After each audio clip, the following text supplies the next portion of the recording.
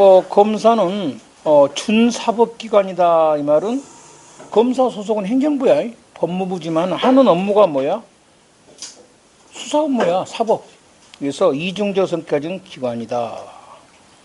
단독제 관청이다 이 말은 검사는 검찰총장이나 검사장의 보조기관이 아니라 독자적이네.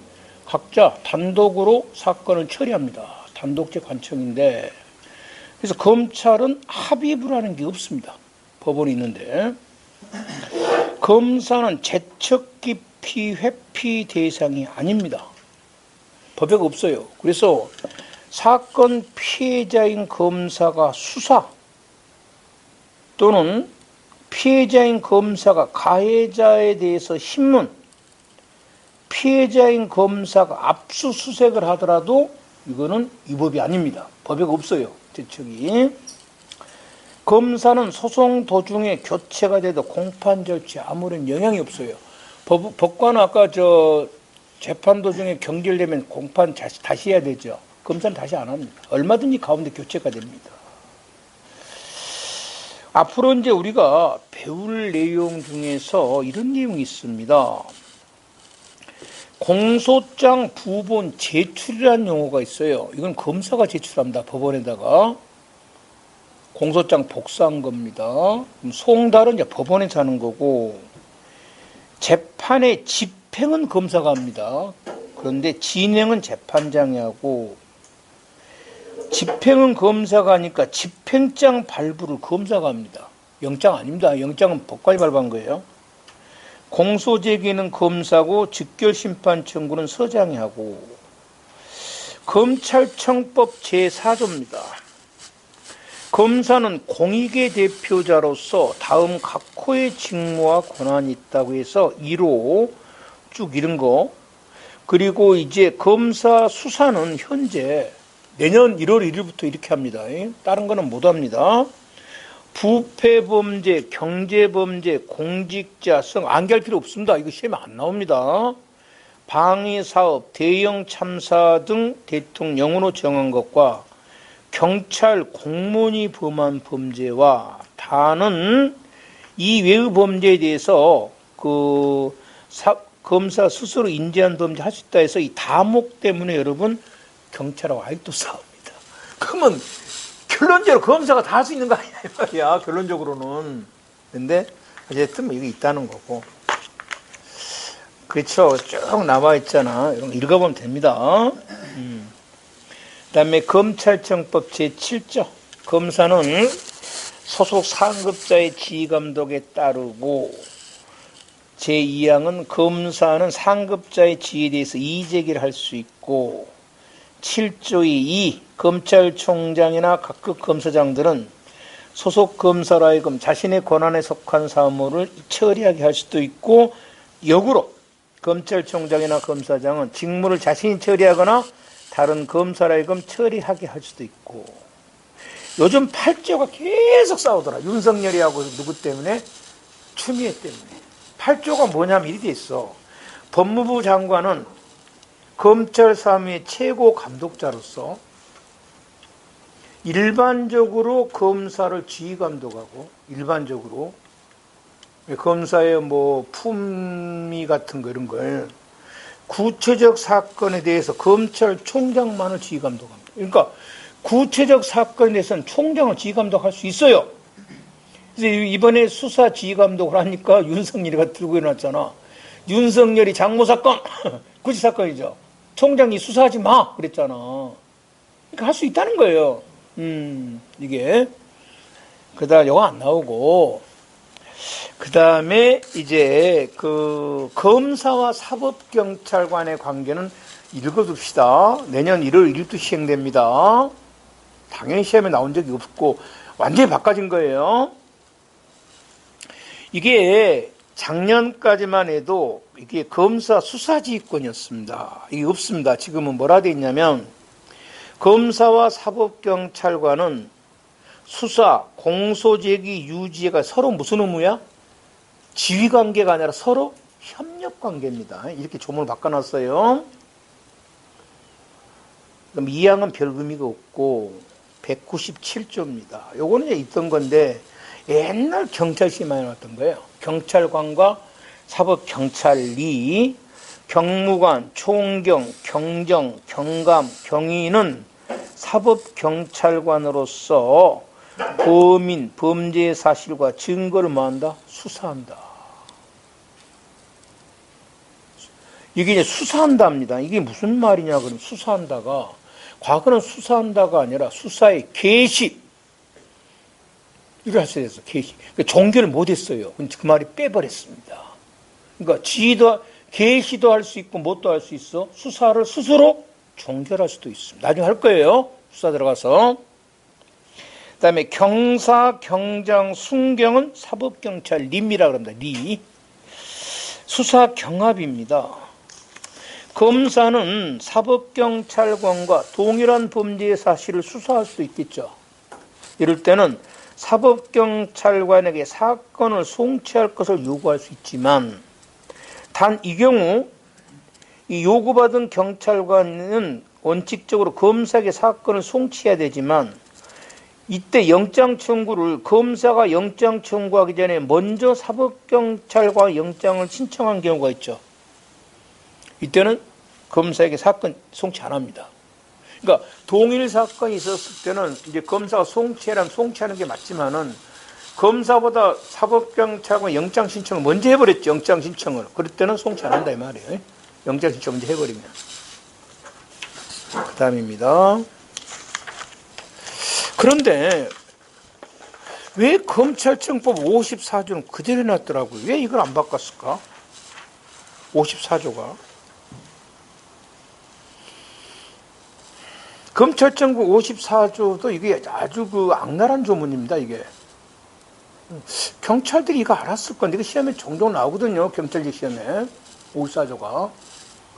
그러니까 경찰을 억누르고 있었던 조문이 두 개가 있었어요. 196조하고, 이게 뭐냐면 수사지휘권입니다. 그 다음에 검찰청법 54조가 이거 임용권입니다, 임용권.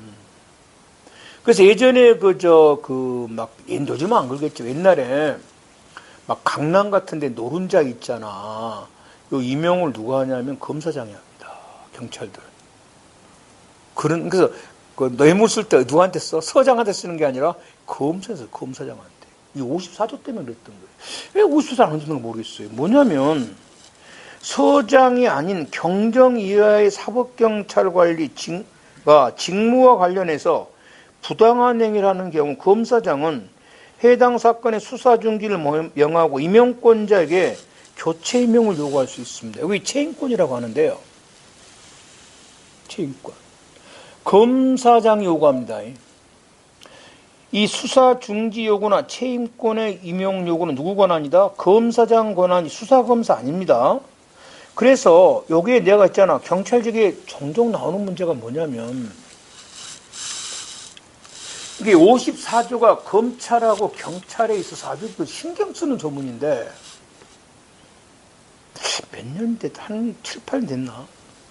그때 검사 시험, 검찰국을 먼저 봤어요. 그래서 검찰직에 뭐라고 나왔냐면 검사는 이 사법경찰관리에 대해서 수사 중지나 교체 임용을 요구할 수 있다 했어요. 서장에게. 그럼 맞는 말입니다. 왜? 검사는 검찰총장을 제외한 모든 사람을 뭐라 그래? 검사라 그럽니다.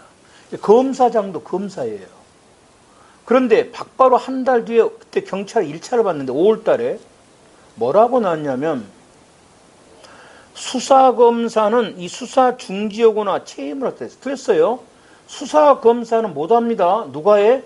검사장이 합니다. 딱 그래서 수험생들이 아마 그 당시 구국검찰 보고 갔으면 그대로 경찰직이 틀려버린 거예요. 감정 싸움이죠. 수사검사가 못하고 누가 하는 거야? 검사장이 합니다. 그러니까 검사는 검사장도 검사요, 수사검사도 검사예요. 그러니까 검사 같다 할 수 있다 그럼 넓은 의미에서 맞는 말이에요. 수사검사 그럼 틀린 말이에요. 알겠죠? 54조를 안 없었어요, 이게. 그 다음에 이제 피고인 봅시다. 경찰직이면 이런 거 나오겠습니까? 시험에. 피곤이란 뭐냐면 검사로부터 공소제기를 당한 자를 피곤이라고 합니다. 또는 경찰서장으로부터 직결심판 청구를 당한 사람도 뭐예요? 피가 뭐를 당했다는 걸 한문으로 피라 그러잖아. 피해자 그럼 뭐예요? 해를 뭐야? 해를 당한 사람이야. 피해자. 그러면 다음 시간에 그 피의자는 뭐야? 혐의를 받고 있으면 범죄 혐의를 받는다 해서 뭐야? 피의자라 그래. 혐의를 받고 있다 이 말이야. 그럼 피고인은 그 공소 제기를 한문으로 뭐라 그러냐면 고라 그래. 고. 소추. 그러니까 공소 제기를 받은 자야. 소추를 받은 자. 고를. 그래서 피고인입니다. 그래서 이렇게 공소 제기를 당한 사람이 피고인으로서 공소 제기가 유효든 무효든 관계가 없어요. 진범이든 아니든 관계가 없어요. 무조건 공소 제기를 당하면 무조건 뭐가 된다? 피고인입니다. 그래서 당사자 능력이 없다 이 말은 죽었다 이 말에 있다 할 거야. 피고인이 죽으면 당사자이 없다 그래요. 그러면 당사자 능력이 없는 자 또는 사망한 자 똑같은 말이에요. 공소 제기를 하면 뭐가 돼? 그 사람 뭐가 됩니까? 피고인 됩니다. 공동 피고인. 아까 말했죠. 수인의 피고인이 하나의 절차에서 병합되면 이네들을 뭐라 그래? 공동 피고인이라고 합니다. 그래서 공동 피고인은 공범일 수도 있고 공범이 아닐 수도 있고요. 이런 공동 피고인은 사건 절차가 분리가 되면 각각 남입니다. 각각 증인될 수 있습니다. 다른 사건에 대해서. 공동 피고인은 각각 별개입니다. 그래서 각각의 판결은 각각한테 미치지 다른 공동 피고인 흐름 미치지 않아요. 그냥 공동 피고는 병합해서 재판받는다 외에 아무런 의미가 없습니다. 그래서 박근혜가 받은 판결은 박근혜한테만 효력이 있는 것이지 최순실한테 효력이 있는 거 아니에요. 다만 저번 시간에 썼던 예외가 있어요. 상소심에서 피고인의 이익을 위해서 원심 판결을 파기하는 경우에 박근혜가 뇌물을 받지 않았다고 파기를 했을 때 공동 피고인이 이 사유가 공통이 된다는 것. 이재용이도 같이 이재용은 안 줬다고 했단 말이야. 공통되죠. 그때는 공동 피고인 같이 파기해 줍니다. 공범 1인에 대한 시효 정지는 다른 공범에게 조문회가 있어요. 아니 배우에. 그러니까 공범 중 한 사람에 대한 공소 제기하면 다른 공범자에도 공소시효가 뭐가 돼? 정지가 되는데 여기서 공범이란 공동정보를 말합니다. 일심동체. 그 다음에 그래서 이제 이거 다 할 거고 이거 하나만 체크하면 됩니다. 피고인 편에서는 다른 거 필요 없고 성명 모용 소송만 체크하면 돼요. 성명 모용이라는 말은 남의 것 갖다 쓴다 이걸 성명 모용이라고 합니다. 남의 이름 갖다 쓰는 거예요. 그래서 음주운전에 걸린 갑이 면허가 없어. 그 무면허 음주운전이지. 그래서 누구의 이름? 동생 을의 이름을 사용한 거야. 이걸 뭐라 그래? 성명 뭐라 그런다? 모용이라 그래. 그러면 모용한 사람이 범죄자 갑이지. 피모용이는 모용을 당한 사람이지. 얘는 범죄자가 아니야. 그럼 누가 피고인이야? 모용이니. 피모용이는 범죄자 아니야. 지금 피고인 아니에요. 아닙니다. 그러면 이제 성명 모용에서 그러면 검사가 공소제기 효과 누구한테 미쳐? 모용인에게. 피모용이는 범죄자가 아니잖아. 재판의 효력도 누구한테만 미쳐? 모용인에게만. 그러면 이제 만일에 재판 도중에 성명 모용 사실이 발각될 수도 있죠. 그럴 때는 어떻게 할 것인가?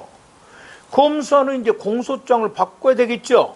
그럼 봐봐, 우리가 국어시험인데 정정한다는 말이 있고 변경한다는 말이 있는데 국어에 정정은 잘못된 거를 바로잡는 거를 정정이라 그러고요. 변경은 다른 내용으로 바꾼 것을 뭐라 그래? 변경이라 그러잖아요. 그러면 이 경우에 지금 성명 모용이 돼 있는데 지금 지금 뭡니까? 피고인은 모용인인데 이름은 누구 이름으로? 피모인 이름으로 돼 있죠? 이름 바꿔야 되겠죠? 이거를 정정이라 그럴까요? 변경이라 그럴까? 정정이라 해야 되겠죠. 잘못된 거잖아요. 바로 잡아야 되겠죠? 그래서 공소장 변경이 아니라 뭐다? 정정입니다. 정정할 때는 바로 잡는 거니까 법원 허가 받을 필요가 없습니다. 그러면 이제 그럼 요거에 문제가 나오면 이러면 한 문제밖에 안 되잖아요. 사지 선당을 만들어야 되네. 그래서 주로 뭐를 내냐면 2번을 냅니다. 성명 모용 소송에서 약식 명령서를 받은 피모용이 이제 안 거야. 어떤 자식이 자기 이름으로 뭐야? 음주운전했다 그래가지고 자기 앞으로 벌금이 나온 거야. 이 사람이 정식 재판을 청구를 했단 말이야. 그죠? 벌금 낼 일이 없지. 이랬을 때 어떻게 하냐. 자, 검사는 공소장 뭘 한다? 정정을 해야 되겠지. 그 다음에 법원은 뭘 해야 돼? 피모용인에 대한 공소 제기는 무효지. 공소 기각 판결을 하고. 그러면 약식 명령서가 좀 잘못된 거지. 왜? 갑한테 보내야 돼? 누구한테 보낸 거야? 우리한테 보낸 거잖아. 그래서 명령서를 뭐 한다? 정정해야 되겠어. 정정, 경정 같은 말입니다. 정정하고 다시 이 명령서를 누구한테 보내야 되지?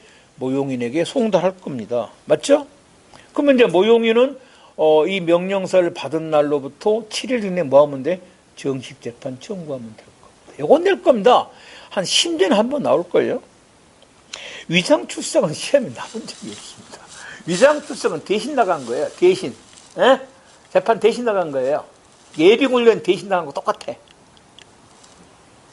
그래서 공소장이 된 피고인 대신에 다른 자가 출석해서 재판을 받는 경우입니다. 이 경우 이제 공소장에 기대된 사람이 진짜 범죄자죠. 실질적 피고인이라 그러고, 공판장에 대신 나간 사람은 뭐라 그래? 형식적으로 피고인 척했지. 형식적 피고인이라고. 효과. 인정신문당, 인정신문이라는 것은 재판할 때 이제 확인하는 절차입니다. 확인하는 절차. 출석한 사람이 꼭 출석해야 될 사람인가. 인정신문 단계에서 발각될 수도 있죠. 그럼 어떻게 해야 돼? 쫓아보내야지. 그걸 퇴정이라 퇴정. 퇴정시킵니다. 실질적 피고는 다시 소환하고, 심리 도중에 발각이 되면 역시 뭡니까? 형식적 피고는 퇴정하겠죠. 퇴정을 명하고 그동안 했던 거는 무효라는 공소 기각 판결하고, 실질적 피고는 재소환하고, 판결 선고 후 발견됐을 때는 확정 전이면 상소, 확정 후면은 비상상고라든 재심하든 하면 됩니다. 피고인의 소송법상의 지위인데, 소송 구조는 크게 규문주의 소송 구조라 그래가지고요. 예전 조선시대 형사소송법을 규문주의라 그럽니다. 그때는 뭡니까? 사또가 꾸짖죠. 이놈, 네 죄를 네가 알겠다 이러잖아. 이걸 규문이라. 규문은 남의 잘못을 꾸짖는 거예요. 이건 재판이 아니죠.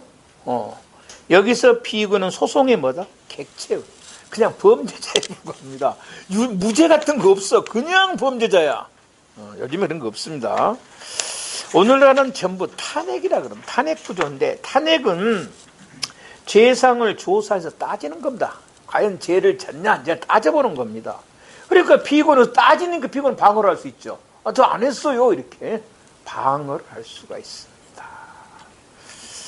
그 다음에 이제 당사자로서 지위라는 말은, 당사자란 말은요, 어떤 효과를 받는 사람을 당사자 이렇게 하고요, 효과를 받지 않는 사람은 제3자라 그럽니다. 우리 싸울 때도 그러잖아. 좀 싸울 때 당사자면 누가 당사자야? 싸움하는 사람이 당사자고 옆에 구경한 사람 뭐야? 싸움 효과를 안 받으니까 제3자지. 그래서 뭐라 그래? 제3자는 빠져 그러잖아.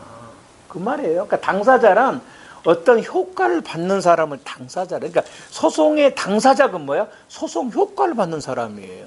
그러니까 피고는 당연히 유죄, 무죄 판결의 효과를 피고인이 받으니까 피고는 뭐예요? 당사자입니다. 당사자. 그래서 이 당사자인데 무슨 당사자? 방어할 수 있는 당사자로서 우리인데 당사자가 지금 검사도 당사자가 된다고 하는데요.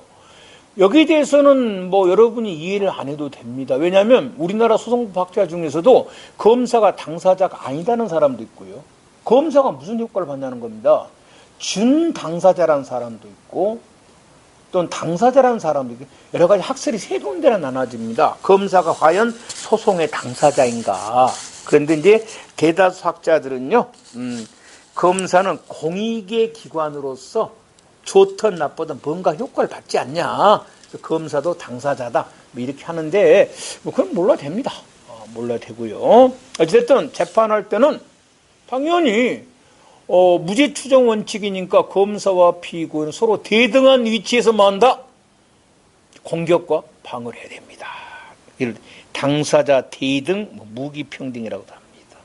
피고는 유죄 판결을 받을 때까지 무죄로 뭐가 돼? 추정됩니다. 우리는 무죄 추정 원칙이고. 증거 방법이란 말은 대상입니다. 증거 조사 대상. 피고인은 증거 조사의 대상도 됩니다. 즉 피고인의 진술은 무슨 증거냐면 피고인이 진술할 수 있죠. 자백할 수도 있고 인적 증거가 되고 피고인의 몸에 난 상처, CCTV 이런 건 무슨 증거죠? 물적 증거입니다. 그래서 피고인은 인적 증거도 되고 뭣도 돼? 물적 증거도 되고 피고인이 자기 사건에서 자기에 대한 증인이 될 수 있는가 이겁니다. 이거는 우선 그 밑에 영미법이라고 하는 미국에서는요. 피고인이 무죄 추정이니까 신문이라는 것은 지금 어떤 범죄를 캐는 걸 신문이라고 합니다. 그런데 무죄 추정인데 왜 피고인에게 죄인 취급을 하냐. 그래서 미국 형사소송법에서는 피고인은 신문 못합니다. 신문을 못해요. 그러면 이제 피고인도 자기 사건에 대해서 할 말이 있잖아요. 그럼 미국서는 어떻게 하냐면 피고인이 증인 신청을 합니다. 자기가 증인 신청해요. 그래갖고 증인처럼 만다 선서하고 말을 합니다. 물론 거짓말하면 위증죄가 되겠죠. 그런데 우리는 피고인 신문이라는 제도가 있어요. 그래서 피고인은 자기 사건에 스스로 증인이 될 수가 없습니다. 필요하면 뭐 하면 돼? 피고인 신문할 때 말하면 됩니다. 증인이 될 수 없다. 나중에 할 겁니다. 진술거부권 할 때. 절차 대상. 피고인은 소환, 구속, 압수수색의 대상이다. 공판 절차에서는 법정 경찰권, 소송 지휘권에 복종할 의무가 있고 피고인은 불구속 피고인은 주소가 변경된 변경 신고도 해야 되고 그다음에 불구속 피고인은 송달 영순이란 말은요. 만약에 서울 사는 사람이 청주에서 지금 재판을 받으려고 합니다. 청주에서. 그러니까 그 관할에 자기 주소가 없어요. 변호사도 서울 사람입니다. 이럴 때가 있어요. 그럴 때는 이제 청주에 있는 사람을 송달이 서류를 받는다 이 말이죠. 청주에 사는 사람을 신고를 합니다. 이 사람에게 보내주세요. 이걸 송달 영수인 선임 신고라고 합니다. 안 하면 어쩝니까? 관계없어 안 해도. 그냥 해야 돼. 안 해도 아무 의미가 없습니다. 안 하면 이제 법원에서 이제 우체 송달하면 효력이 있다 이 말은 무슨 말이냐면 법원에 보냈다는 것만 증명하면 뭐야? 얘가 못 받아도 뭐야? 송달 효력이 있습니다. 그런 건데요. 근데 못 받을 리가 있겠습니까? 어차피 증명을 등기로 보냈는데. 그 다음입니다. 출석할 의무가 있고 재정이란 말은 공판장에 출석한 피고인은 재판장 허가 없이는 퇴정 못하고 만일 퇴정하려고 그러면 재판장을 제지할 수도 있다. 그래도 퇴정은 제지한 데다 뿌리치고 나가버리면 피고인 없이 판결할 수 있고 복종. 피고인은 재판장 소송 지휘나 법정 경찰권에 복종할 의무가 있고 적법한 강제 처분에 참아야 될 의무가 있고 아닌 거 피고인은 진술할 의무가 없습니다. 진술 거부권이 있기 때문에 거부할 수 있어요. 달리 말하면 피고인은 선서 안 합니다. 진실을 말할 의무가 없습니다. 위증죄가 안 된다 이 말이에요. 거짓말해도 됩니다. 피고인 능력. 당사자 능력은 효과를 받을 수 있는 능력으로서 피고는 크게 두 명입니다. 자연인과 법인이 있는데, 자연인은 출생하면 무조건 당사자 능력이 발생하고 사망하면 소멸합니다. 그러니까 살아있는 사람은 누구나 뭐가 있어 자연인은 소송 효과를 받을 수 있는데, 사망한 사람은 없는데, 외국에서는 사망한 사람도 당사자 능력을 인정한 경우가 꽤 많아요. 우리도 좀 인정하려고 하는데 현재 우리나라 법에는 딱 한 군데만 있어요. 어디? 아까 배웠던 재심입니다. 아까 재심에서 죽은 사람을 위해서 재심할 수 있죠. 그래서 무죄 판결 받으면 누가 무죄야? 죽은 사람이 무죄잖아요. 사망한 사람이. 아까 저 조봉암 씨 무죄 판결 나왔거든. 간첩죄에 대해서. 그 사람 이미 죽은 지가 수십 년 됐죠. 그러면 유가족이 무죄가 아니라 사망한 조봉암 씨가 뭐가 돼? 무죄란 말이에요. 그래서 우리나라에서는 이제 재심에서만 사망한 자에게 당사자 능력 인정하는데, 많은 시민들이나 저도 그렇습니다만은 아주 고액의 뇌물죄 같은데 또는 국가 어떤 중요 범죄는 사망을 하더라도 재판 계속 했으면 쓰겠어요. 그래갖고 유죄 판결 때렸으면 쓰겠어. 안 그러니까 자꾸 죽어보잖아. 자살해버리잖아. 자꾸 고액 뇌물 사건에서. 그러면 뭐예요? 재판 그냥 죽어버리니까 공소 기각시켜버린다는 거예요. 재판 유죄 판결 때려야 뭐 하는 거야? 뇌물 받아먹은 건 몰수도 그러는데.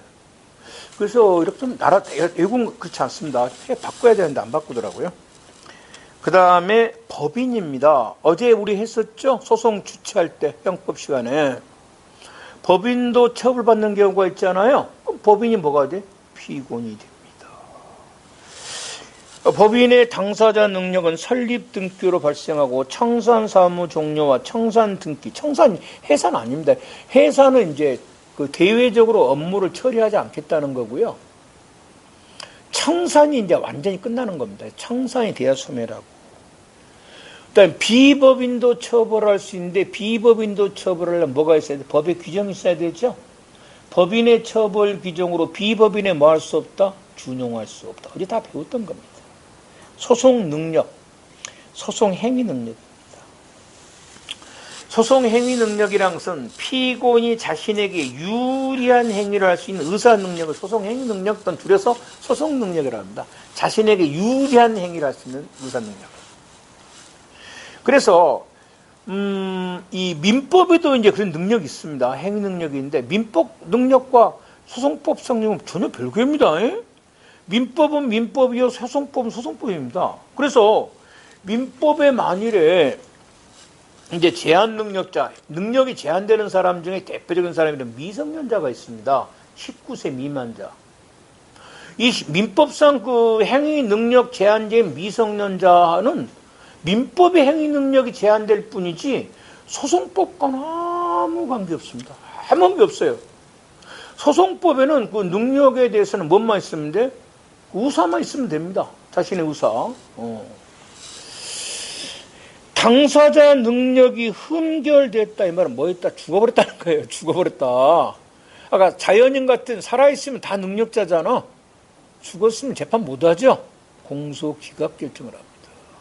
그리고 소송 능력이 없다 이 말은 뭐야?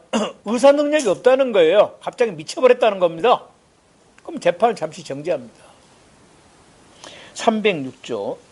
그래서 피고인이 사물의 변별, 의사결정 능력이 없을 때는 검사와 변호인 의견을 들어서 그 상태가 계속되는 기간 공판 절차를 정지하고 질병 등으로 출정할 수 없을 때도 잠시 정지를 합니다. 이때는 의사 의견을 들었는데, 그런데 그러니까 이제 코로나에 걸렸으면 재판 못 하잖아요. 잠시 정지를 합니다. 그런데 이 사건에 무죄, 면석, 형면제, 공속 재판할 사유가 명백합니다. 그럼 피고인은 차라리 재판하는 게 좋지. 무죄인데 이때는 정지 안 합니다. 무죄, 면서, 공소, 형면제, 공소기각. 다 이거 저 유죄 아니죠? 유리한 거잖아. 그 다음에 뭐 경찰직은 안 나오고요. 검찰직은 한 번씩 나와요. 피고인 특정, 성명이 1번 모용이 됐을 때는 모용자가 피고인이 되고, 그 다음에 성명 모용 사실이 밝혀지면 검사는 공소장 변경이 아니라 정정이죠. 3번 피모용자가 약식명령을 받고 정식 재판을 청구했을 때 법원은 피모용자에게 공소 기각 판결하겠지요.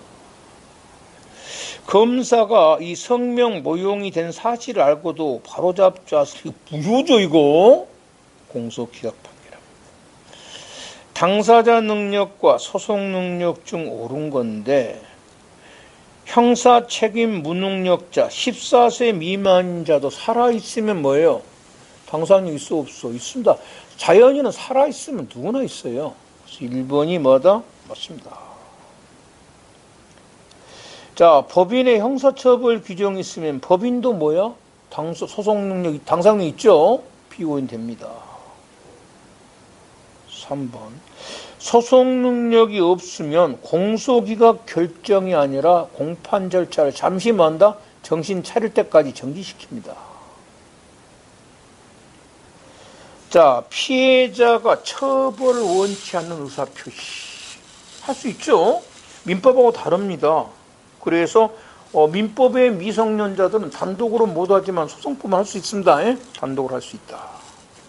뭐 이런 건 나오겠습니까? 중요한 거는 뭐가 나온다? 변호인입니다. 변호인. 요거는 조심해야 됩니다. 변호인. 자, 변호란 뭐냐는 겁니다. 도와주는 거겠지. 피고인이나 피의자를. 그런데 누가 도와주냐 이 말이에요. 형식적으로 도와주냐 실질적으로 도와주냐 이 말은 무슨 말이에요? 형식적 변호라는 것은 어떤 일정한 자격을 가지고 절차를 통해서 도와주는 것을 형식적 변호, 형식을 갖춰서 이걸 변호인에 의한 변호가 이렇게 합니다. 지금 이 시간에 볼 거고, 실질적 변호라는 것은 겉으로는 변호인이 아닌데 실질적으로 도와주는 경우가 있어요. 피고인은. 검사는 변호인 아니죠. 겉으로는. 하지만 공익을 위해서 활동하다 보니까 피고인에게 도움을 주는 경우가 있어요. 판사도 마찬가지고. 그래서 검사나 판사가 피고인을 위해서 소송행위를 하면 이걸 뭐라 그래? 실질적 변호라 그럽니다. 변호인이 한 게 아니라는 거예요. 그리고 형식적 변호라는 것은 누가 변호하는 거야? 변호인이 하는 것을 외형적으로 변호인이란 말이에요. 이 사람이 한 겁니다. 그러면 누가 변호인이 되는가? 31조가 변호인은 원칙적으로 변호사 중에서 선임해야 돼요. 변호사. 알았죠? 단 대법원이 아닌 법원 1심과 2심은 특별한 사정이 있으면 변호사 아닌 자를 변호인으로 선임할 수도 있습니다. 근데 법원 허가 받아야 됩니다. 이때는. 그러니까 보면 형제를 위해서 형이 변호인 되고 재작년인가 작년인가 나오더만 형이 법도 모르는 사람인데 동생을 변호해가지고 고등법원까지 법 엄청 잘하는 사람이 돼버린 거야. 할 수 있어요. 대법원은 안 됩니다. 1심과 2심만 됩니다. 그 다음에 이 변호인 2명 있는데 개인이 이제 선임한 사람을 사선 변호, 사선. 이제 국가가 선정하는 변호인을 뭐라 그래? 국선 변호인이라 했는데 양자의 권한은 차이 없습니다. 똑같습니다. 자, 사선 변호인 선임입니다. 자, 선임 과정인데요. 여기를 조금 더 좀 신경을 씁니다.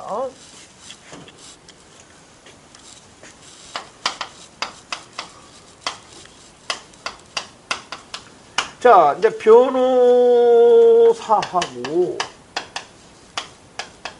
이제 선임권자가 이제 계약을 하겠죠.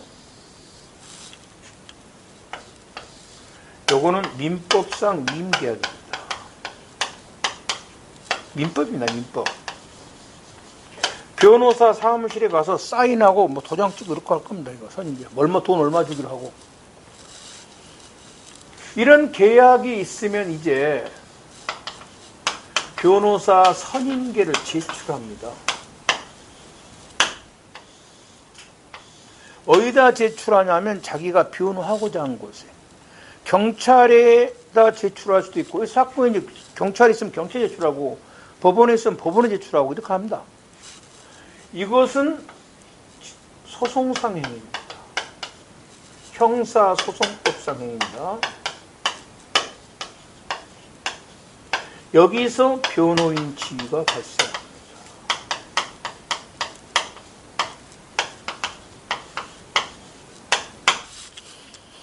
선임계약으로 발생하는 게 아니라 선임계 제출로 발생합니다. 그리고 요거는 민법이고 요거는 소송법입니다. 법이 달라요. 아무런 영향이 없어요. 이것이 무효된다고 해서 변호인 지위가 소멸되는 거 아닙니다. 변호인 지위는 계약에 의해 선임된 게 아니라 뭐야? 선임계 제출로 된 겁니다. 그래가지고 이제 수사가 있을 거고, 뭐 공소도 있고, 그 다음에 1심이 선고됩니다.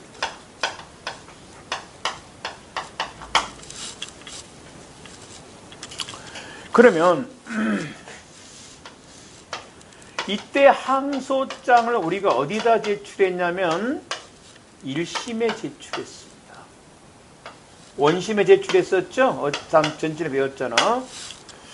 그래서 이게 적법하면 이제 기록 송부를 합니다. 항소심으로. 그러면 이제 항소심에다가 이유서를 제출했습니다. 뭐 이렇게 배웠죠? 20일 이내에 뭘 제출했다? 이유서 제출했다. 왜 이렇게 정확하게 쓰냐면 변호인 지위가 여기서 발생하죠. 언제 소멸하면 여기서 소멸합니다. 여기를 신급 이탈이라고 합니다. 여기가 1심 변호사 지위예요.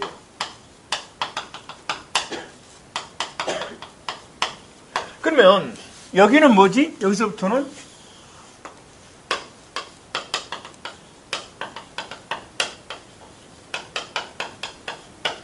항소심 변호에 되려면 다시 선임계를 어디다 제출해야 돼? 항소심에 제출해야 돼. 어제 우리 봤다시피 어제 금리 2차 시험 문제 항소가 안 나고 재항고가 났죠. 어제란다. 저번 주에 재항고. 그러면 재항고에 이유서 제출하려면 뭘 제출해야 돼? 재항고심에 선임계 제출해야 돼. 맞죠? 그래서 자, 그건 이제 경찰 측이 아주 독특한 문제였고 주로는 뭘 많이 물어보냐면 요거를 원심 변호인이라 하자고. 원심 변호인. 원심 변호인이 상소장을 제출할 수 있어 없어? 있죠. 적법입니다. 그런데 상소 이유서 제출은 무효예요. 안 되죠. 상소 이유서는 누가 제출해야 돼? 상소심 변호인이 제출해야 됩니다.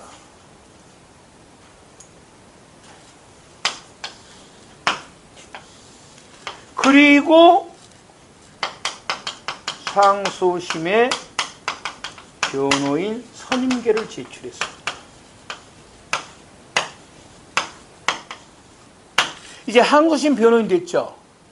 그러면 이것이 이렇게 해서 무효가 치유되는 거예요, 말입니다.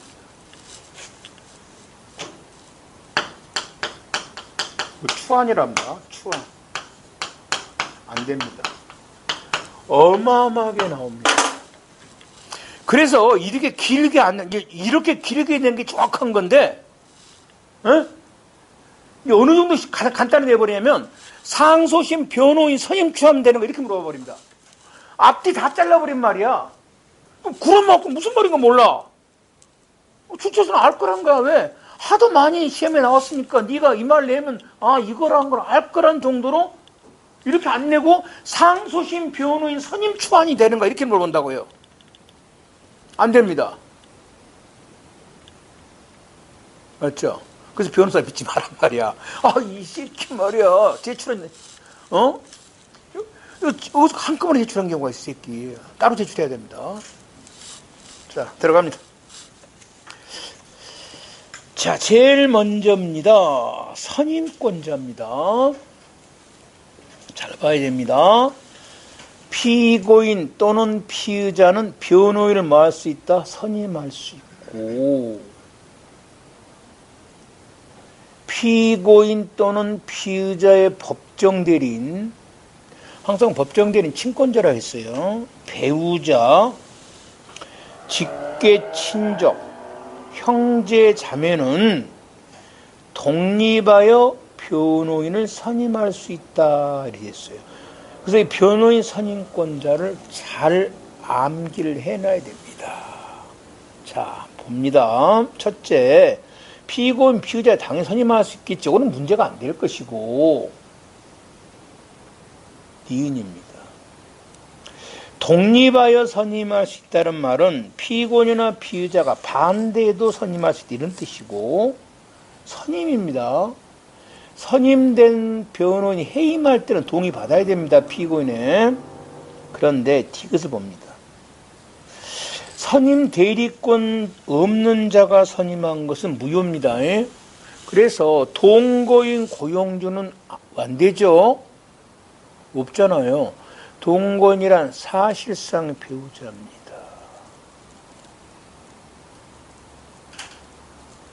그런데 시험에 그것보다는 다번이 나옵니다. 선임 의뢰를 받은 사람입니다. 선임 의뢰. 그러니까 법인의 법정 대표자로부터 변호인 선임 의뢰를 받은 자 이렇게 나온다고요. 자, 거기 30조 2항에 의뢰받은 사람 없잖아요. 무효입니다. 법정 대리인으로부터 변호인 선임 의뢰를 받은 자가 선임한 변호인 무효입니다. 안 됩니다. 선임 의뢰 못합니다. 직접 이 사람이 가서 해야 됩니다. 알았죠? 답은 조심해야 돼. 법인의 대표자로부터 변호인 선임을 의뢰받은 자가 선임한 변호인 선임 무효다 이 말이에요. 왜? 30조에 의뢰자가 없어요. 알았죠? 또는 법정 대리인의 대리인이 같은 말이죠. 법정 대리인의 대리인이 선임 못합니다. 직계 친족의 대리인이 안 돼요. 대리인은 못합니다. 변호인 선임. 그래서 30조를 안개라 이 말이에요. 1항은 의미 없잖아요. 피고인, 피의자 당연히 할 수 있는 거고. 그 다음에 사선 변호인의 수는 현재 제한이 없습니다. 그래서 수백 명을 선임한 경우도 있어요. 예전에 그 임종석이 같은 애들 막 300명, 300명. 지금 예전에 문재인 비서장에 있잖아. 걔가 대학 다닐 때 전대 회장 의장했거든. 전대회장에. 근데 그 잡혔을 때 한 200명, 300명 했을 거고, 김재규도 그렇게 했을 거야. 수백 명이 하는 경우가 있어요. 제한 없습니다. 그러면 이 수백 명이 있으면 이제 뭐가 문제가 되냐면 기록을 수백 명한테 보내야 되잖아. 사건 기록을. 그래서 이럴 때는 32조 2에 대표 변호인이라는 게 있습니다. 대표 변호인. 이 대표 변호인은 기록을 대표로 받는 사람이에요. 변호를 대표하는 사람이 아니고 수인의 변호인이 있는 때는 재판장은 피고인, 피의자 또는 변호인 신청에 의해서 대표 변호인을 지정할 수도 있고 그 지정을 철회 또는 변경할 수도 있다. 이러한 신청이 없으면 직권으로도 대표 변호인을 지정할 수 있는데 대표 변호인의 수는 3인을 초과하지 마라. 그러면 사항 대표비는 뭐 하는 사람이냐? 각종 통지나 서류 송달을 받는 사람이에요. 변호를 대표하는 사람 아닙니다. 대표 변호회란 변호를 대표한 사람이 아니고 각종 통지나 서류를 뭐 한다? 대표로 받는 사람입니다. 그러면 수사 단계에 있을 때는 대표변호를 누가 지정할 까? 수사 단계. 그때는 아직 재판장이 없을 때지, 공소제기 안 했으니까. 그때는 당연히 이제 수사 단계에서는 대표변호를 검사가 지정을 합니다. 검사가 지정하고요. 이때 이제 검사가 한번 지정해 놓으면 공소제기 후에도 그대로 효력을 유지합니다. 선임 방식. 자, 선임 신고서를 공소제기 전에는 검사 또는 사법경찰관에게 공소제기 후에는 법원에 제출한다. 이 변호인 선임행위 전에 있는 선임 의뢰 계약은 뭐다? 민법상 계약입니다. 선임행위와 구별됩니다. 그래서 이 이임계약이 취소, 무효가 되더라도 변호인 지위에 아무런 뭐가 없다? 영향이 없습니다. 왜? 요 변호인 선임 위임계약은 민법이고 변호인 선임보다 형사소송법입니다. 법이 다릅니다. 이것이 무효가 된다고 해서 변호인 지위가 소멸한 것 아닙니다. 아니고, 그 다음에 이러한 변호인 선임 계약은 요식행입니다. 딱 법에 정해져 있어요. 그래서 흠결되면 무효가 되고, 당연히 변호인 선임 신고서를 제출할 때 원본 제출해야 됩니다. 복사한 것 제출하면 안 돼요. 사본 제출하면 무효입니다. 그럼 봐봐. 옛날에 시험에 이런 게 있었어. 경찰직에. 약식명령에 대한 정식 재판을 청구하면서 변호사가 그 선임계 사본을 제출했습니다. 사본. 무슨 말이겠죠? 그리고 정식 재판 청구 기한 7일이었죠. 7일 후에 원본 제출했습니다. 시새끼 아니야. 그 정식 재판 청구는 무효입니다. 무효입니다. 무효. 의뢰한 사람 돌아버리죠. 새끼 원본 제출해야 되잖아. 복상 제출은 복사한 거. 안 됩니다. 이거 시험에 종종 물어봐. 사본 제출은 무효야. 원본 제출해야 됩니다. 그 다음 선임의 효력. 변호인 선임은 신급마다 효력이 있는 우리는 신급대리라고 합니다. 그러니까 항소심 변호인은 선임계를 어디다 제출해야 돼? 항소심에. 상고심은 상고심에. 그러면 이렇게 한다면 그러면 변호사 몇 번 잘못하면 4번 선임했네. 수사 단계에서 변호인, 1심서 변호인 돈 너무 많이 들죠. 그래서 법에서 뭐라 됐냐? 공소제기 전 변호인은 수사 단계 전 어디까지 효력이 있다고? 1심까지 효력이 있습니다. 1심까지. 변호인 지위 발생 선임 신고서를 법원이나 수사기관 제출할 때다. 변호인 선임 효과는 해당 신급에서만 효력이 있다. 이걸 신급대리라고 한다. 수사 단계에서 선임된 변호인은 1심 시까지 그 효력이 있고 항소심 변호 항소심인데 여기서 신급 종결이란 어디를 말하냐? 1심에 1심 판결 선고시가 아니고 뭐다? 기록이 넘어갈 때야. 이걸 신급 이탈이라고 합니다. 1심이 이탈됐다는 거야. 그러니까 신급 이탈이란 1심 판결 선고시가 아니야. 기록이 뭐야? 항소심으로 송부될 때야. 판결 선고시가 아니라는 거. 기록을 항소심으로 이송한 때 이때가 1심이 종결된다. 이걸 신급 이탈하고, 그래서 상소장 제출은 원심 변호인이 할 수 있으나 항소 이유서 제출은 원심 변호인이 못하죠. 항소심 변호인이 제출해야 되고, 그러면 상급심에서 이 사건을 파악해 다시 환송을 한다. 이 사건 되돌아왔죠. 그럼 아까 소멸했던 원심 변호인 지위가 다시 뭐 할 수도 있다? 부활할 수도 있다. 이 말은 다시 선임께 제출 안 해도 뭐다? 된다 이 말이에요. 다시 원심이니까 부활합니다. 변호인이 변호할 수 있는 범위입니다. 당연히 자기가 의뢰받은 사건뿐만 아니라 그 사건과 동일성이 있는 사건에 대해서 당연히 뭐 할 수 있다? 변호할 수 있을 겁니다. 됐죠? 동일하면 할 수 있어요. 공소장 변경은 동일성 범위니까 할 수 있는데, 문제는 자신이 의뢰받지 않은 사건을 할 수 있는가 이 말입니다. 의뢰받지 않은 사건? 뭐 원칙적으로 할 수 있습니다. 안 됩니다. 단입니다. 병합이 되면, 병합되면 하나로 합쳐버린 거죠. 이때는 피고인이 다른 의사 표시를 하지 않으면 할 수도 있습니다. 그 다음에 3번, 피고인이 한 명이라도 사건이 여러 개면 각 사건마다 변호를 따로따로 뭐 할 수도 있다? 지 맘이야. 해도 됩니다.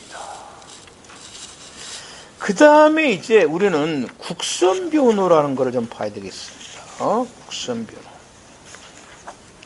국선 변호라는 것은 뭐냐면 국가가 선정하는 겁니다. 선임 결정이에요.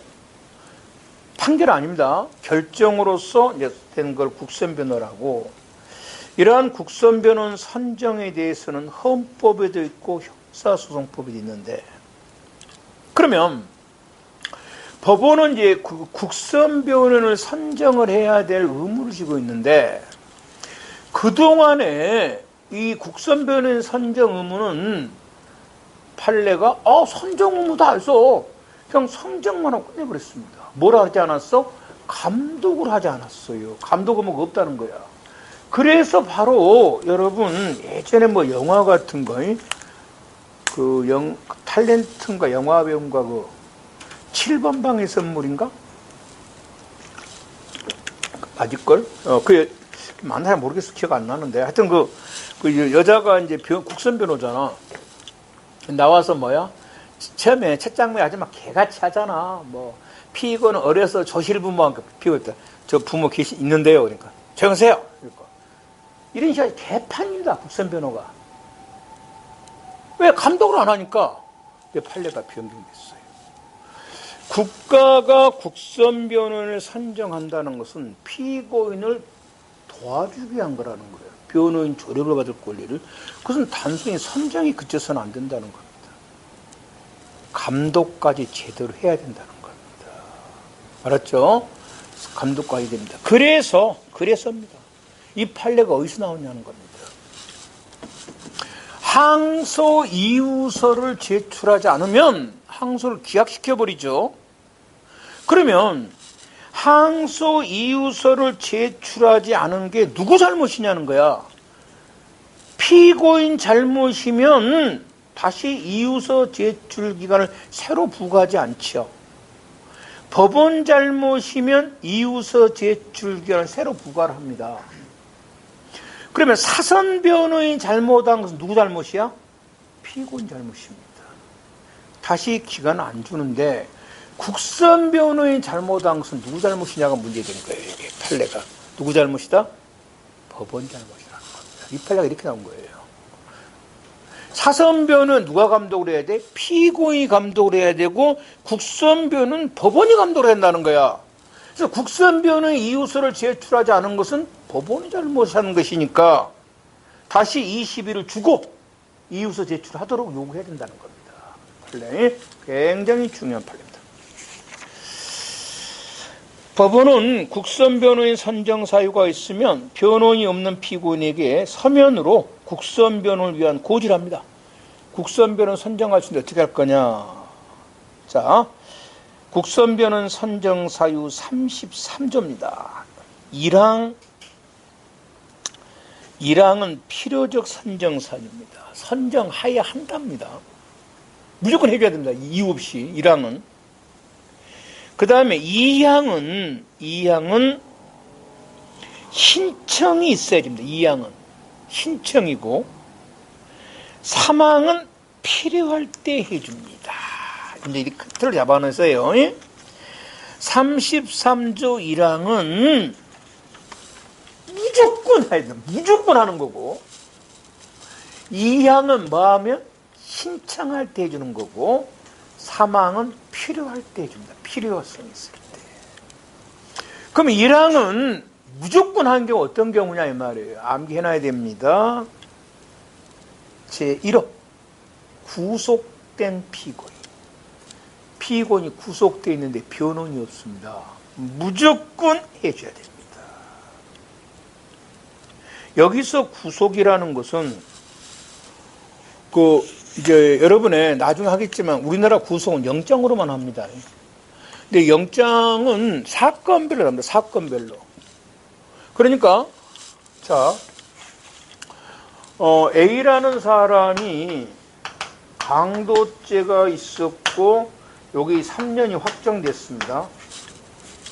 3년으로 지금 확정이 됐어요. 교도소에 있습니다. 그리고 사기죄에 대해서는 지금 재판 중에 있습니다. 그러면 이 사람은 지금 구속이 됐지만 이 사기죄에 대해서는 지금 뭐야?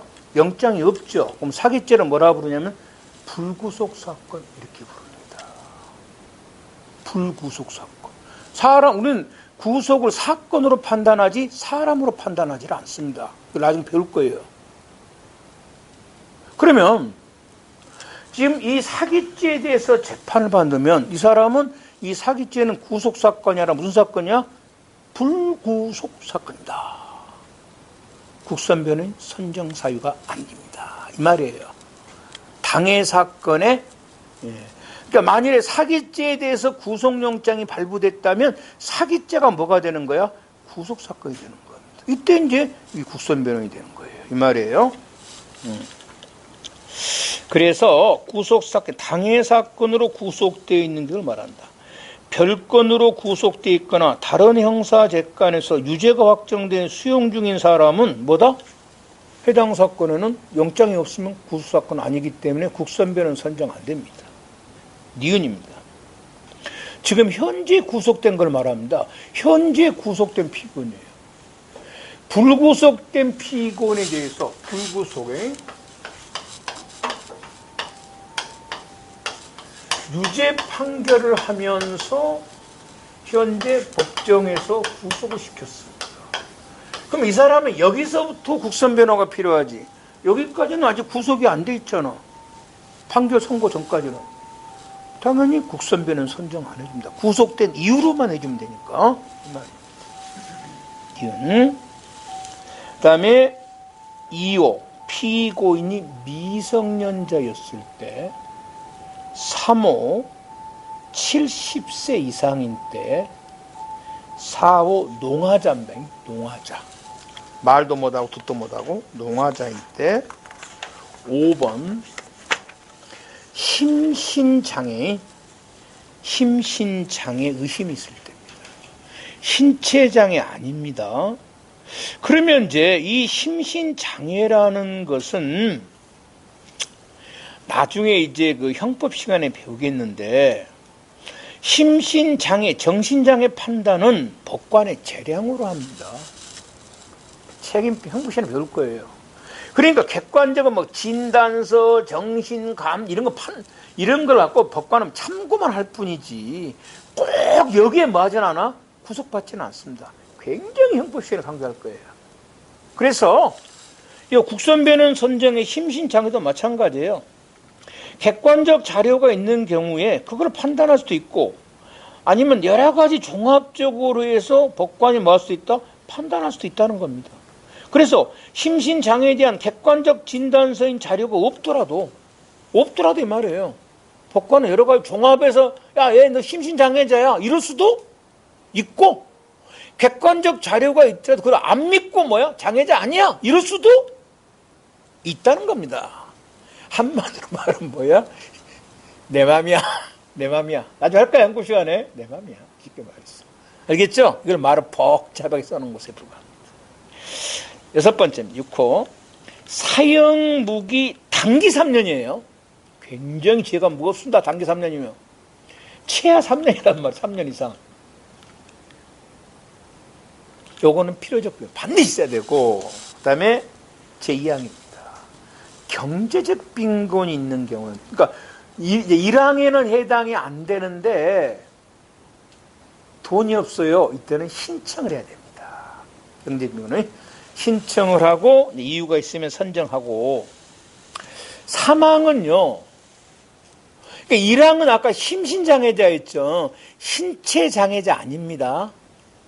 그러면 신체장애자들, 청각장애자나 시각장애자는 필요한테 해줍니다. 3항은 뭐다? 신체장애자들입니다. 연령, 지능, 교육 정도를 참작하여 필요하다고 인정을 해주는데, 이때는 피고인이 명시적으로 반대하면 안 합니다. 이때는 싫다는 거지. 그러면 안 합니다. 필요하면 해줘야 됩니다. 상급 청각장애인 반대 안 하면 해줘라. 2급 시각장애 해줘야 됩니다. 필요하죠. 그 다음에 지구도 마찬가지입니다. 시각장애인입니다. 선정해줘야 되고.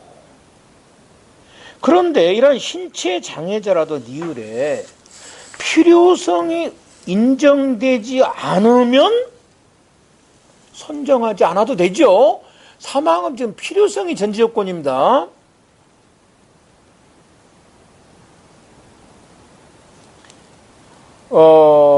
일단 미음, 이건 필요 없고, 지웠는 데 있네. 쓸데없는 소리야. 한번 몰라도 됩니다.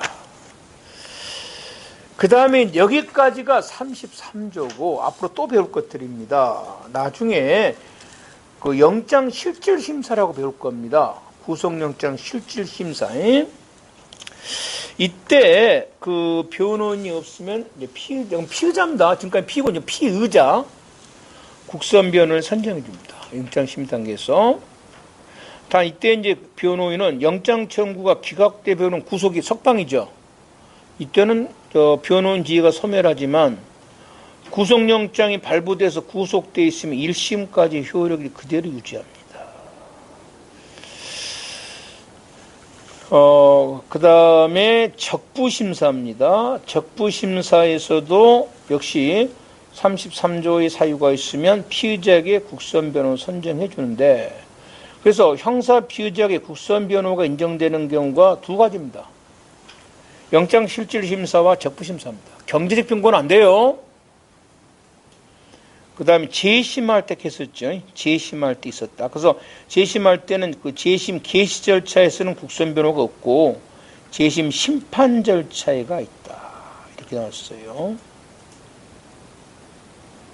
그 다음에 나중에, 그 다음에 5번부터는 별 의미가 없습니다. 공판 준비 절차에서 변호인이 없으면 선정해 할 거예요.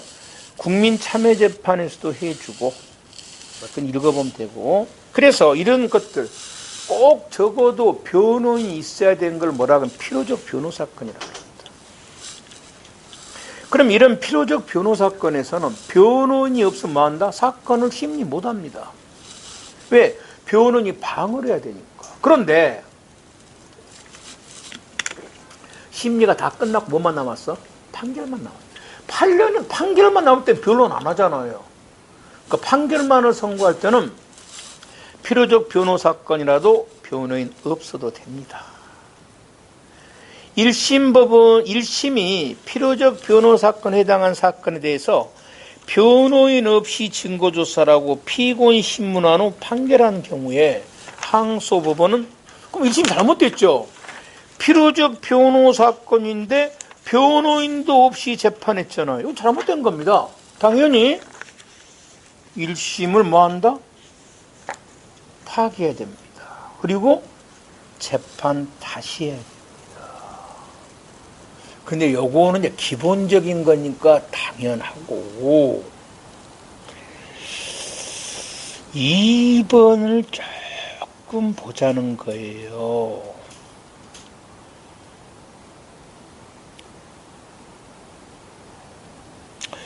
일심이 필요적 변호사건을 변호 없이 재판하여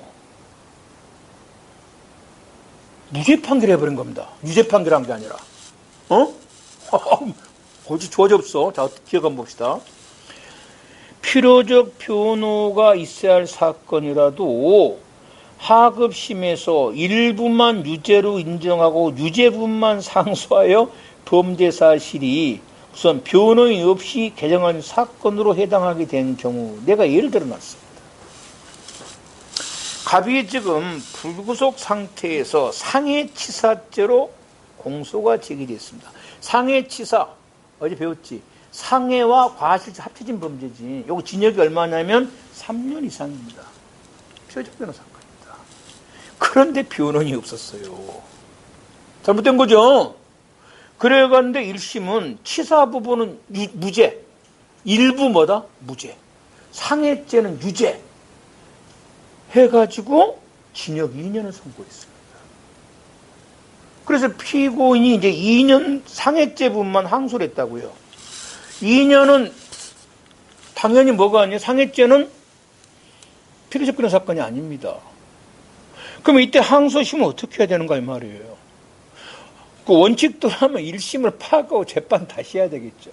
그럼 잘못한 뭐야? 아까 상해치사 무죄 받았던 부분이 유죄가 될 수도 있죠. 맞잖아요. 원래 변호인은 피고인을 위한 제도인데 이거는 파괴시켜버리면 오히려 피고인에게 불리할 수도 있단 말이지. 이때는 그래서 파괴 안 하고 만다? 그냥 재판합니다. 그냥 재판한 것이 피고인에게 뭐해? 유리하잖아. 파기하면 불리할 수도 있잖아. 됐죠? 그 다음에 니은입니다.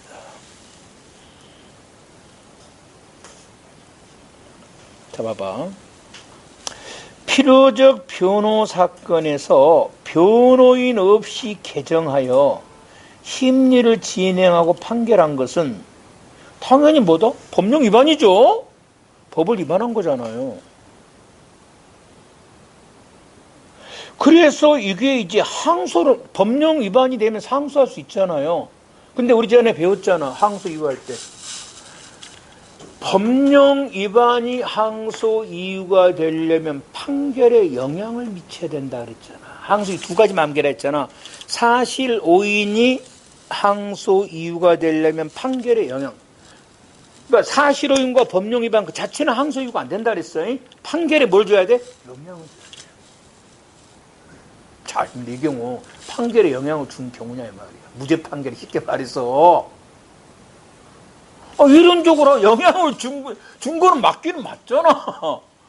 그런데 그럼 뭐가 돼? 무죄인데 뭐가 되는 거야?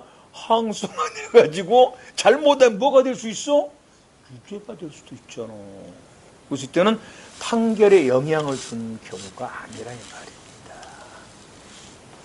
달리 말하면 뭐한다? 그냥 그대로 놔둬라. 1심 무죄를 뭐한다?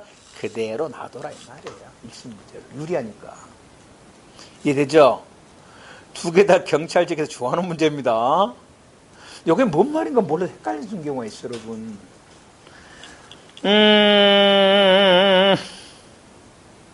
그 다음에 이제 필요적 변호 사건에서 변호인 없이 이제 하면 당연히 무효죠. 그러면 이제 그 변호인이 안 나오면 그 절차가 무효인 것이 다 무효인 것은 아니고. 그런데 필요적 변호 사건에서 변호인이 자기 스스로 나가버린 겁니다. 아까 필요적 변호 사건은 변호 없이 재판 못한다 그러니까 그래 나 나가버릴 거야. 나가면 안 돼. 뭐야 나가버린 거야. 이거는 방어권 포기로 봅니다. 이때는 할 수 있습니다. 없이도 할 수 있다. 됐죠? 이렇게. 그 다음에 이제 즉석 국선변은 변호인을 현장에서 선정한 즉석이라 합니다. 이것도 가능할 수 있다. 선정 절차. 법원은 국선변호인 선정 사유가 있으면 이제 결정으로 합니다. 판결 아니에요. 결정으로 선정한다. 경제적 빈곤을 이유로 피고인이 국선변호인 선임 청구가 있으면 그 사유를 심리하여 사유가 있으면 선정 결정 없으면 뭐한다? 기각 결정. 둘 중 하나 아무거나 해줘야 됩니다. 가만히 있으면 안 돼요. 뭔가 말을 해야만 피고인이 빚을 내서 선임을 하든 말든 그럴 거 아니에요. 옛날에는 가만히 있었어요. 요거 위법 판결을 받았어요. 국선변호인 선정 청구를 했는데 법원이 아무런 결정을 하지 않고 재판 다 끝나고 나서 기각하면서 유죄 판결. 이거 완전 약 올리는 거지. 이거 안 됩니다. 분명히 선임 청구라면 기각이든 이건 뭐지 하나 해라는 겁니다. 피의자는 안 됩니다. 피고인만 할 수 있어요. 피고인만. 그 다음에 피고인에게 국선변호인 저력을 받을 권리를 보장해야 될 국가 의무는 실질적 저력입니다. 진짜 도움을 줘야 됩니다. 그래서 여러분의 1번, 2번은 말도 안 되는 소리입니다. 봐봐. 이해가 상반된 피고인이란 말, 서로가 뭐야? 이해가 상반되니까 서로가 뭐야? 원수가 아니야. 그런데 이해가 상반된 피고인들 어느 피고인이 법무법인을 변호를 선임하고 그 담당 변호사를 지정했는데 법원이 그 담당 변호사를 국선 변호 상대방 변호로 지정해버렸어요. 그럼 뭐가 되는 거야? 변호사 한 사람이 이 사람한테도 피고인, 이 사람한테도 이 사람도 피고인이야. 서로 이해가 뭐가 돼? 상반되는데 이건 있을 수가 없잖아. 한쪽이 분명히 뭘 보게 돼 있어? 이러면 손해를 보게 돼 있다고. 이해가 상반되니까. 이런 국선 변호 선정 뭐다? 당연히 무효입니다. 이건 안 되는 거예요. 1번에 이해가 상반되고 2번도 마찬가지죠. 공범관계에 있지 않은 피고인, 이해가 상반되는 피고인이 동일한 국선 변호인 선정하고 당연히 뭐다? 이건 무효입니다. 1번은 뭐죠? 사선 변호를 지정한 사선 변호를 상대방에 대한 뭐로 지정해버린 거야? 국선 변호 지정 안 되죠. 2번은 한 국선 변호, 양쪽 그 피고인 다 변호해라. 이것도 안 됩니다. 그래서 1번, 2번입니다. 요게 시험에 계속 나왔는데, 어디더라? 경찰직 문제인가? 그렇지. 2차 문제지. 맞나? 요게 나와버린 거야. 그래서 이번 경찰직 2차 격성법 문제 까다롭다는 거야.